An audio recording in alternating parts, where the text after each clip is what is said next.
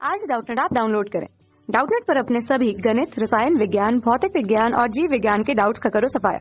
बस प्रश्न की फोटो खींचो, एक ही प्रश्न को क्रॉप करो और तुरंत वीडियो सोल्यूशन पाओ।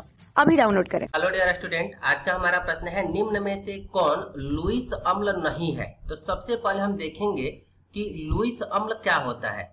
लुईस अम्ल, तो देखिए लुईस अम्ल किसे कहते हैं, कोई वैसा यौगिक जो कि इलेक्ट्रॉन न्यूनता हो, इलेक्ट्रॉन ग्राही हो, इलेक्ट्रॉन न्यूनता समूह जो भी होता है ना, इलेक्ट्रॉन न्यूनता यौगिक यानी जिस यौगिक में इलेक्ट्रॉन की संख्या कम हो, यौगिक इलेक्ट्रॉन न्यूनता यौगिक बोल सकते हैं, या फिर हम बोल सकते हैं इलेक्ट्रॉन ग्राही।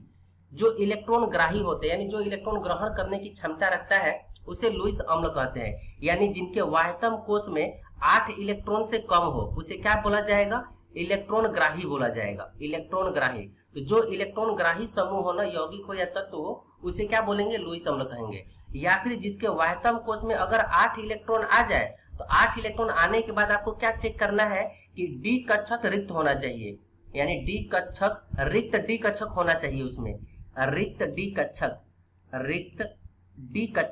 उसमें डी कक्षक रिक्त होना चाहिए। अगर ऐसा है तो लुईस अम्ल माना जाएगा। ठीक है, तो चलिए हम देखते हैं शर्त के बारे में। तो सबसे पहले हम नीचे से देखते हैं। FeCl3 की बात करें तो FeCl3 में सबको पता है कि आयरन पे +3 ऑक्सीकरण अवस्था होगा। कैसे, क्योंकि एक क्लोरीन पर -1 होता है, तो 3 क्लोरीन है तो -3, तो इस पे चार्ज क्या आएगा, +3 आएगा। तो Fe+3 के लिए 26 होता है। तो इसका इलेक्ट्रॉनिक विन्यास कैसे लिखेंगे, आर्गन 18, ठीक है, 4s2 और 3d6, तो 4s का 2 इलेक्ट्रॉन कट जाएगा और d का 1 कट जाएगा तो 3d5 हो गया। तो 5 इलेक्ट्रॉन तो आयरन में दिखाई दे दिए, ठीक है। और क्लोरीन 3 है तो एक क्लोरीन 1 इलेक्ट्रॉन का साझेदारी करता है, तो 3 क्लोरीन क्या करेगा, 3 इलेक्ट्रॉन का साझेदारी करेगा। यानी इनके वाह्यतम कोश में 8 इलेक्ट्रॉन है, वाह्यतम कोश में 8 इलेक्ट्रॉन है और डी कक्षक रिक्त भी है, क्योंकि डी में 5 ही इलेक्ट्रॉन भरा हुआ है, अभी और इलेक्ट्रॉन भर सकता है। हमको पता है कि डी में कुल 10 इलेक्ट्रॉन भरते हैं, इसका मतलब डी अभी भी रिक्त है। इसका मतलब ये कैसा होगा, FeCl3 ये लुईस अम्ल होगा, लुईस अम्ल है, ये लुईस अम्ल है, ठीक है। उसी प्रकार से देखते हैं SnCl4 के बारे में। तो देखिए Sn, ये जो टीन है ना, टीन ये कौन सा वर्ग में आता है, कार्बन समूह में आता है। और कार्बन समूह का वाह्यतम कोश में इलेक्ट्रॉन कितने होते हैं, 4 होते हैं।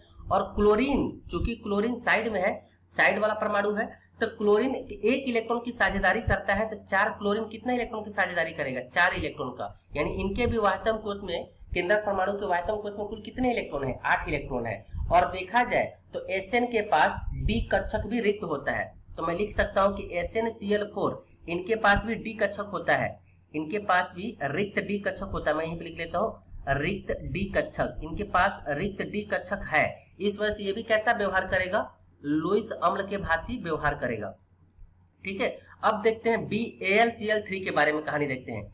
AlCl3, तो देखिए पहली बात की एल्युमिनियम में देखें तो एल्युमिनियम बोरोन फैमिली का तत्व होता है।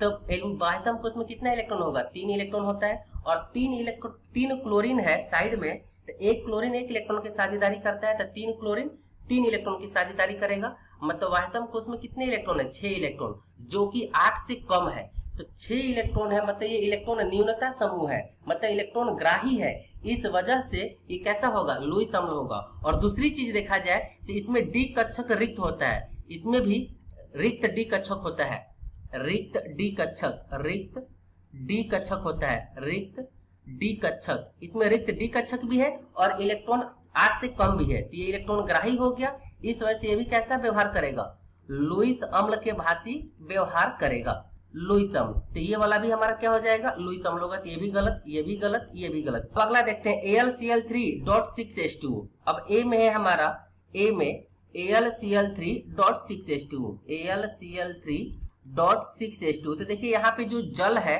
तो हम जानते हैं कि जल में H2O में क्या होता है, अयुग्म इलेक्ट्रॉन होते हैं। इसकी संरचना अगर बनाएंगे OH2 और इसमें अयुग्म इलेक्ट्रॉन होते हैं, 2 अयुग्म इलेक्ट्रॉन होते हैं। तो जो अम्ल, जो तुम्हारे ऑक्सीजन में जो अयुग्म इलेक्ट्रॉन है वो कहाँ चले जाते हैं, वो डी कक्षक में भर जाते हैं। जो हमारे पास डी कक्षक था वो डी कक्षक इस बार भर जाएगा। तो रिक्त डी कक्षक नहीं है।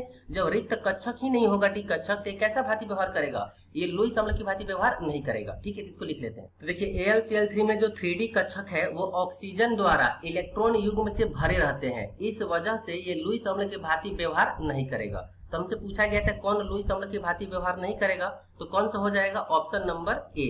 आई होप आपको ये कंसेप्ट समझ में आया होगा। Thank you. कक्षा 6वीं से 12वीं से लेकर नीट, IIT, JEE वो एडवांस के लेवल तक 1 करोड़ से ज्यादा छात्रों का भरोसा।